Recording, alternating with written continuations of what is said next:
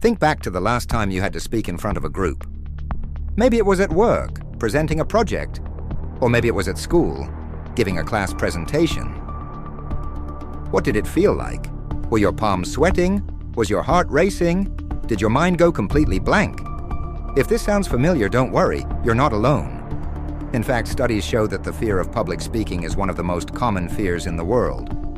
It's even more common than the fear of spiders, heights, or even death. Yes, you heard that right.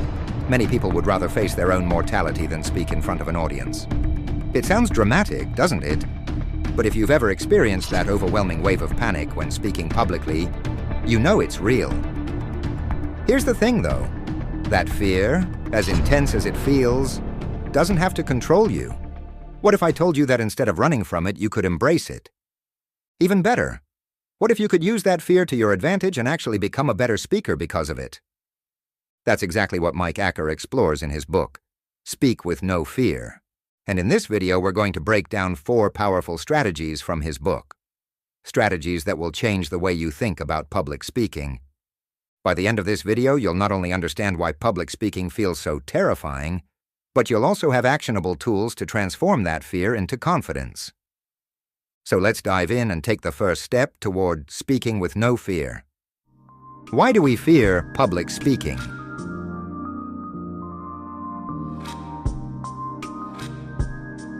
Let's start with the big question. Why does public speaking feel so scary? It's not just about forgetting your lines or stumbling over your words. According to Mike Acker, our fear of public speaking is deeply rooted in our past experiences. Think back to your own life. Maybe there was a time when you were embarrassed in front of others. Maybe it was during a school play when you forgot your lines. Or perhaps it was a presentation that didn't go as planned, and you felt judged. These moments stay with us. And here's something fascinating. Studies show that our brain reacts to emotional pain, like embarrassment or rejection, in the same way it reacts to physical pain.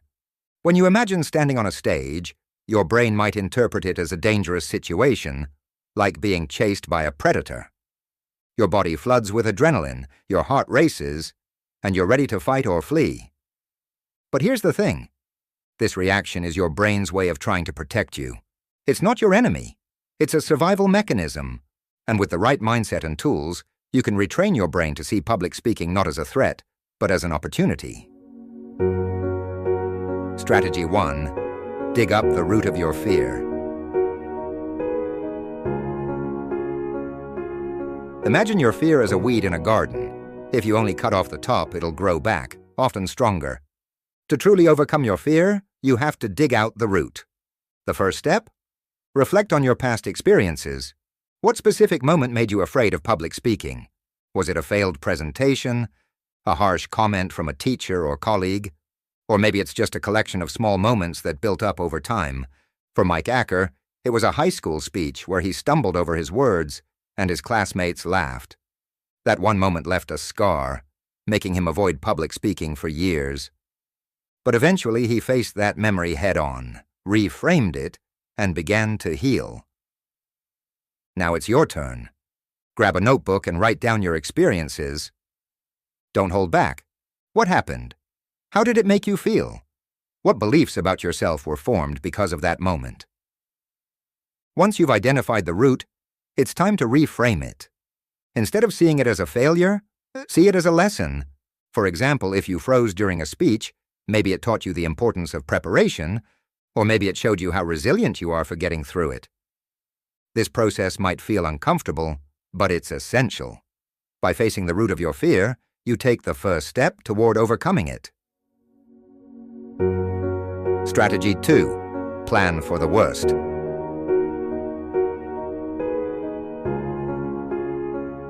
Here's a counterintuitive idea. Instead of avoiding your fears, prepare for them. What if the worst happens? What if you forget your lines? What if the technology fails? What if someone in the audience asks a question you don't know the answer to? These thoughts can feel overwhelming, but here's the secret. When you face them head-on, you take away their power. Mike Acker calls this planning for the worst. Think of it like a fire drill. You don't want a fire to happen, but practicing what to do in case of an emergency gives you confidence. For example, if you're worried about forgetting your lines, create a backup plan. Write key points on note cards. Practice your speech until you're comfortable delivering it without looking at your notes. If you're worried about technical issues, prepare to present without slides or a microphone. And here's the funny thing. Once you've prepared for the worst, you'll realize it rarely happens. And even if it does, you'll be ready. Strategy 3. Be yourself.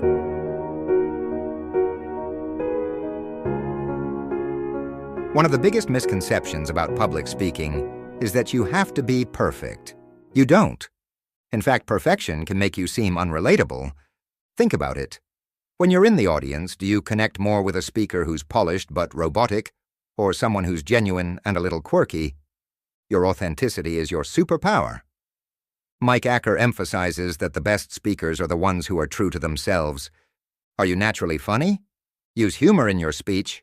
Are you more thoughtful and reflective? Lean into that. The goal isn't to be someone else. It's to be the best version of yourself. To practice this, record yourself giving a short speech. Watch it back and pay attention to what feels natural. What parts of your delivery shine? Which parts feel forced? Over time, this will help you find your authentic voice. Strategy 4. Turn your nervous energy into fuel.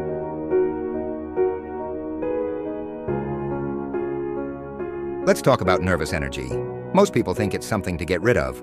But what if I told you it's actually your greatest asset? Here's the truth.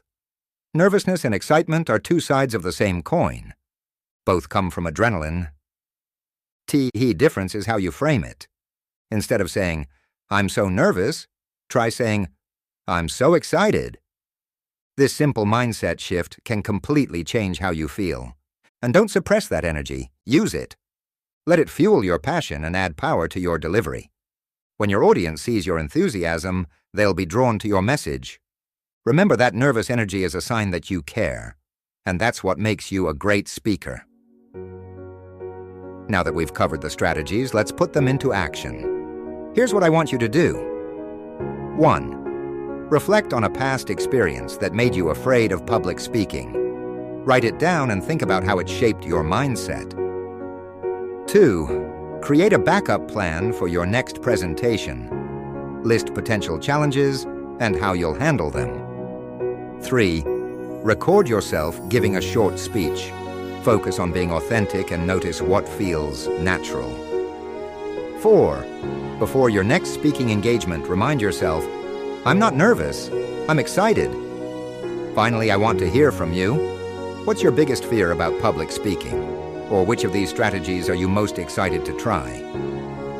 Drop a comment below. I'd love to hear your story. If you found this video helpful, please hit like, share it with a friend, and don't forget to subscribe for more tips and insights. Remember, your fear isn't your enemy. It's the first step toward becoming a more confident, authentic speaker. Speak with no fear, and I'll see you in the next video.